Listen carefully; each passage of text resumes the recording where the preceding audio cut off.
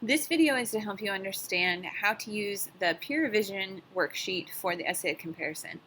The essay of comparison is the first assignment in English 101 where your peer revision skills have to get a little bit more specific.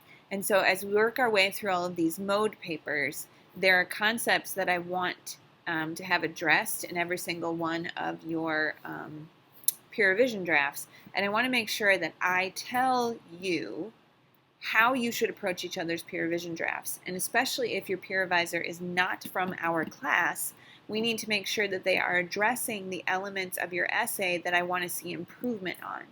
So from now on, whenever we have peer revision, I'm going to give you a peer revision form, and my expectation is that your peer revisor not only makes comments electronically in your draft, but also fills out this form. So I'm going to give it to you in Google Drive. I happen to be looking at it in Word right now just so that I can highlight some things for you and draw your attention to it more easily. But I would like you to share not only your document but also this form with them so that they can then type in their answers to these questions so that you know that your peer revisor has done the best job possible in terms of giving you the advice that I want to see improvements on in your draft.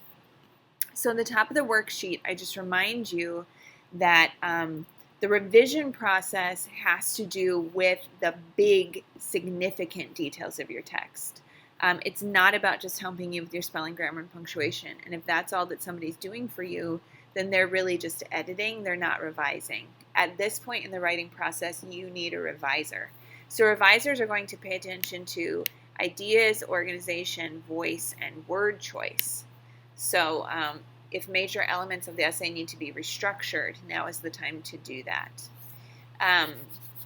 Okay, so the first question for the essay of comparison is going to go back to the rhetorical situation and can your peer revisor identify what your purpose is here? And remember that you really only have two options for your purpose. Either you're trying to get people to pick between two alternatives, which means that it should be very clear which of your two items of comparison that you like better, or you're trying to help the reader understand something unfamiliar by showing its similarities to something familiar. So right here, you should be able to see whether or not the person who's peer revising for you gets it. And if what they write down is different than what you intended, then you've got major structural problems with your essay. The second question focuses in on the introduction. Do you give enough context for why this comparison needs to be made in the first place? So does the peer revisor understand the reason why we should put these two items together?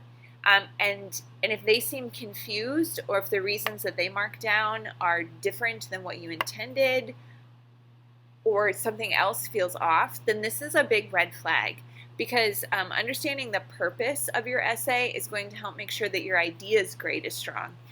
If your reader doesn't really understand why you're putting these two things together, or it just feels like you're going through the motions, remember on the rubric, that's like a C or a D, or maybe if it's that bad, an F for ideas. So monitor this one closely. 3, can they figure out what your thesis statement is? I would assume most of you have a stated thesis statement, though it could be implied. So we just want to see if the peer revisor can pick up your main idea. 4, have you as a writer left out any important avenues of comparison? So is there anything else that the peer revisor feels like you should be putting these two items side by side and talking about? We always want to pay attention to supporting details.